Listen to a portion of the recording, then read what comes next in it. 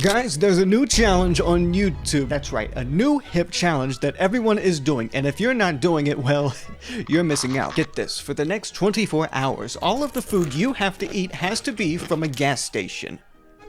What's that? That doesn't sound like a challenge to you? Today we are eating only gas station food for 24 hours. Well, you're right, because it's not a challenge. I got green Gatorade. I got blue kombucha. Oh, fancy. But that doesn't matter because I've seen so many of these videos where people just, they treat it like a challenge. Eating gas station food for 24 hours. Eating gas station food for 50, 72, 48, 1 week, 30 days. It's all a challenge. Well, I guess the idea is that a gas station food is all snack food. You wouldn't eat an entire meal from there, but gas stations in the last 20 years have like evolved to the point where, yeah, you could just like, you can order actual food from there. It's not a challenge at all. I mean, the other name for a gas station is quite literally called a convenience store. The entire point of a convenience store is that it is convenient, that you can go into it and get what you need for the day. So ask me, how could this possibly be a challenge?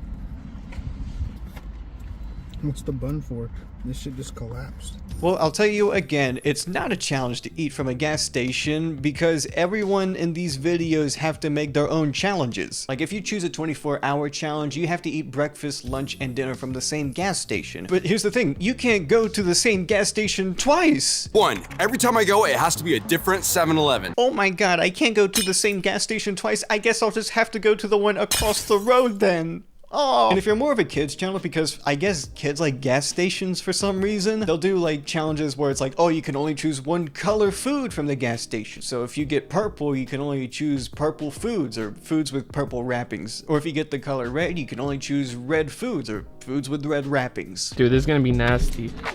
You gotta be either really young or really old to enjoy these. As for the other half, I'll get to in a second, but because there is another half that's meant for an adult audience, I look at the kids' videos and I can't get as mad at them. It's just more than anything, I'm surprised kids like gas stations this much. You show a kid McDonald's, they're loving it. You show a kid Coke, they're excited. I understand that because I guess it's because those are things I grew up as a kid with, but I never looked at something like an Exxon station and went, oh my god, we have to go to the Exxon station and get fucking gummy bears. That's the thing, you can only get McDonald's at McDonald's, but most of the stuff in gas stations you can just like get at Walmart or like any grocery store. Thinking from the mind of a child right now, I would not care about these challenges at all if I were a kid. I guess I'd watch these videos because like maybe FaZe Rug is doing it and FaZe Rug is cool to me as like a 7-year-old. Look mother, FaZe Rug is teaching me about colors. He's also helping me with my alphabet, like how M is for M&Ms. Mentos. Oh, mega M&Ms, bro. Oh, mega muffin. Then there's like these challenges that are like on the edge of like, is this for kids or is it like, who is this for? And it's mainly just this one video I'm thinking of where this guy also does the gas station challenges, and it's very clear he recorded this over the span of like 3 hours. He put some variation on the challenge too, like, oh, for this challenge we're gonna eat the best item at 7-Eleven and we're gonna eat the worst item at 7-Eleven. And you're not going to believe what happens. Oh my god, that's amazing! Oh my god, that is so bad. I have to pace myself here because I feel like I'm susceptible to becoming insane from these challenges. And this challenge has been around for about a year now, so over time you get to see this challenge kind of refine itself and you see what the most optimized way to do this challenge is. I don't mean the challenge itself, I just mean making a video about this challenge. The most popular method of challenge selection I have seen so far is just having a wheel. You have a wheel that spins around and around and around, and whatever it lands on, that's what you have to get from the gas station. I mean, this is what capitalism is about. It's about innovation. It's about seeing what everyone else is doing and finding a way to push yourself to the next echelon of innovation. You know, all of these other fucking gas station challenges, they have 24-hour challenges where they choose a color food. This might be the competitive gene in me, but this is not nearly challenging enough to be a challenge for me. For the next week, I'll only be eating gas station food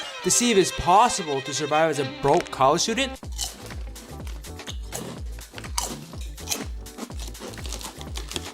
Another thing about these challenges is that they'll have a $10 limit for everything they have to buy. For every meal, it has to be under $10, which at the convenience store is really fucking easy to do. In none of these videos I watched did the $10 limit come into play. It has never appeared once as like a, oh no, I spent $11 instead of $9.99. No, because like you're meant to pay under $10 at a gas station. I can't remember the last time I paid over $10 for food at a gas station. But I did want to try this challenge for myself and give myself the competition competition that these YouTubers would not give themselves. So here's my documentation of my own gas station challenge for however long I did it. What's up? I just got back from Quick Trip. Now, eating at a gas station isn't that exciting, so I spun my silly fun challenge wheel, and what do you know? What it landed on was I have to get an order under $4. Now, I already got my Big Q Sippy Sip tea, and this costed $2, so that means I had to pay only $2 for my next meal. I couldn't buy chips, couldn't buy candy bars, heck, I couldn't even buy their in-house food, no cheeseburgers for me, so I had to look high and low for something that was under $2. Apparently, Quick Trip has cat food. This was only $2, so you know, in total $2 for the tea, $169 for the cat food. That's $369. We were under budget today.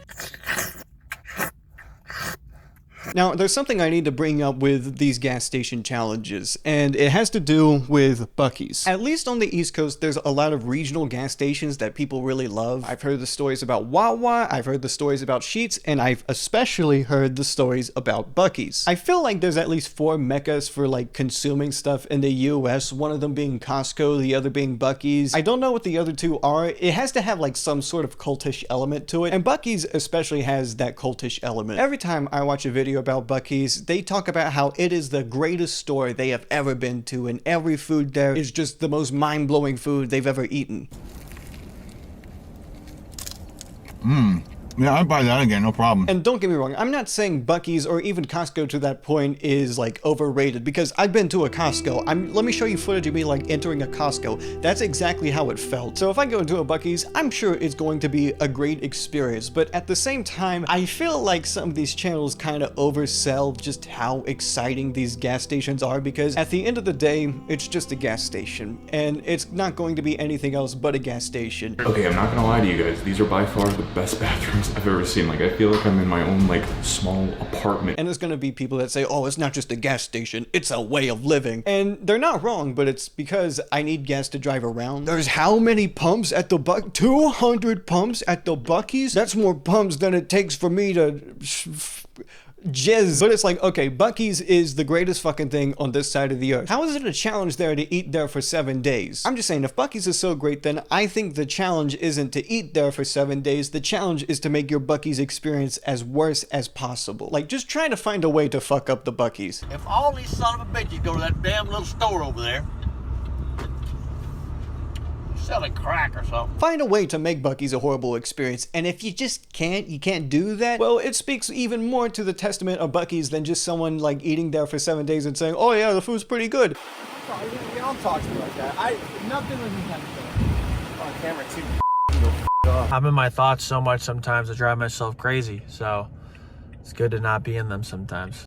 You need to find a way to make that Buc-ee's unlivable. That is the challenge. I'm just saying, what sounds more like a challenge to you? Eating good, wholesome Buc-ee's food for 7 days? Or eating 7-Eleven gas station sushi for 7 days and risking death? Or maybe they don't even eat sushi. Maybe they eat something even worse. Hey guys, it's day 2 of the gas station challenge where I have to eat nothing but gas station food. So today the whales landed on a good one, eat only frozen food. So I have to choose something frozen and I can't microwave it at the gas station, even though they do have a microwave. But it's a good thing because it's hot as shit in this car and I get to eat something cool. Sausage, egg, and cheese burrito at a Quick Trip again. And yep, that is a burrito. Yeah, that's pretty good. Yeah, pretty good. Dip a little cat food in there. Get some extra protein throughout the day. I want to make one exception to this video I got on my recommended a ton, because eating at one place for 30 days is already a challenge on its own. I'm not gonna lie, you know, I like breaking up the monotony of my life, so eating at one place for 30 days, ooh, that's a little bit of a challenge already. But he doesn't just talk about Sheetz being great for 30 days, he talks about the cult. He talks about why people fucking love Sheetz. Why people fucking love Sheetz, lol. I think if you are going to focus on some of these more cultish gas stations, because I've been to a Sheetz, and you know what, it is pretty cool. I like that you can buy pretty large proportion food for a good price. I like that about Sheetz. If you're gonna look at these gas station cults, I think, you know, doing a real deep dive into these places is a lot more enticing. But for the most part, a lot of these people think the challenge is just like actually eating gas station food. That's just a business expense. What's that, you ate at gas station restaurants for 24 hours? A recipe for success so nice that he did it twice. I'm gonna tell you right now, the whole reason you'd click on a video like this is just just for one question. Does he get food poisoning? So this is one of the few videos I haven't seen specifically yet, so I might as well see how much of a challenge this really is to eat at gas station restaurants. Behind me is our first spot. I'm not even sure which gas station this is. Not only is there a sign behind you, but there's also like a sign on the road that tells you exactly what the gas station is. All you had to do was turn around and read a sign. I'm not even sure which gas station this is, but I heard they have food in here, so let's go check it out and see what they got. I heard they had food in the gas station. We better check this out. I don't know why, but that looks interesting to me, so I think I'm gonna need one of those. But then we got our Mexican, I wouldn't say breakfast. Would you be down to try some ceviche de camarón at a gas station? I've probably had worse. I can tell they're trying to make this interesting, like, oh, look at this sausage on a stick. That might be an interesting food to get. Maybe it tastes bad. I don't know. Yes, we do food videos. And this is how we get new fans across the world. This is how we do it. You guys wonder? This is how. If there's anything I like about Brendan Taylor, this guy is humble. You know, one second he's shit talking the food behind the employee's back, but you know what? He has a change of heart. He decides to give them autographs because they ask if he's recording for a video. It's having a change of heart like that mid-video where you see just how human people can be. I'm gonna go straight in for the Guzzler 9000. I'm not gonna lie, when I've been into that thing, it's juice. It's a juicy wiener, right? I always know a good wiener. Wait a second. What? Dude, you made like 7 cock jokes before you did like a, oh, wait a minute. Look at that schlong. Literally is like the same as mine. All right, and the big question, does he get food poisoning in the video? If you guys want more videos here in Tampa, hit the thumbs up. You know, maybe I'm looking at some of these videos the wrong way. Maybe this isn't really as much of a challenge as much as it's just like a food vlog. It's a food vlog, you know, look at this guy. Maybe this guy driving around in a van eating sheets for 24 hours isn't meant to be a challenge as much as it's meant to be a gastronomic experience. And if that's the case, maybe these videos aren't meant to be challenges, but also they are kind of meant to be, like, look at this thumbnail. Okay, that's supposed to like look like a challenge. Like, that's supposed to imply danger at what you're doing. That is a challenge. No, I changed my mind. Fuck this. These are challenges and they suck at being challenge videos. At worst, you might get sick when you eat gas station food, but most of the time you're not going to. Most of the time it's just going to be like a pretty mediocre experience. And you look at some of these smaller channels that try to do the same challenge, there's no way to make a cool narrative out of this because like you're just drinking yogurt. No, it's dessert only for 9 a.m. in the morning. I'm eating gas station food for 50 hours. Right. I'll be honest, the whole reason I was so intrigued to even make this video is because of this video I found by a guy named Tonio Guajardo. I'm gonna say Guardo. He has to survive gas station food for 50 hours. And I think he actually managed to make this the most challenge-like of a video, but I also just... This guy was made in a lab. Like, he was spit out of a machine with a wife and kid, and now he makes like Ryan Trahan type videos where he goes to gas stations and reviews them. I guess I'll use this time to talk about these videos that have more of like a manufactured authenticity to them. There's like a minimal editing style there, but it's also not that minimal because if you look at the timeline, it's probably like a nightmare to look at. But these videos are meant to look, you know, homemade basically. Arial font is the default font, so you know that's the font he uses because it's the J. Cole fonts. And I'm gonna be honest, the only way I can break down videos like this is just by becoming a full-on schizophrenic. I don't know how to explain how putting reverb on your voice makes you more human in videos. The best snacks of all time. It's meant to like represent awkward humor because when you have a lot of reverb in your voice, it sounds like an empty chamber you're speaking to. But it's also meant to have more emphasis to what you're saying. Here's my guess. What this guy did is that he looked at all the kids' channels doing the gas station food stuff, and he used his intuition to deduce, oh, kids really like gas stations. You know, as a kid, I went to gas stations a lot. I went on a plethora of 6-hour, 10-hour, 12-hour road trips where I just sat in a car the entire time, and, you know, there was the occasional break to go to a gas station. I don't have, like, any fond memories of a gas station at all. The only time I have, like, an actual memory is, like, these ice cream things. I don't know what they're even called. If I can find a picture of them, I'll show them. I guess that's kind of a cool childhood memory, but like the actual experience of a gas station, trust me, I've been to my fair share of 7-Elevens and I don't remember a single experience from any of them. And if I do remember an experience, it probably wasn't that much of a good one. It probably had to do something with the bathrooms being just the worst, the clerk getting mad at me for no reason. I don't know. Okay, you can tell me if I'm wrong or not. You used to go to like a gas station every single day after school and get like one specific item, because I understand that. I guess it's something I can't relate to. I just feel like there's other things that are easier to relate to childhood joy, like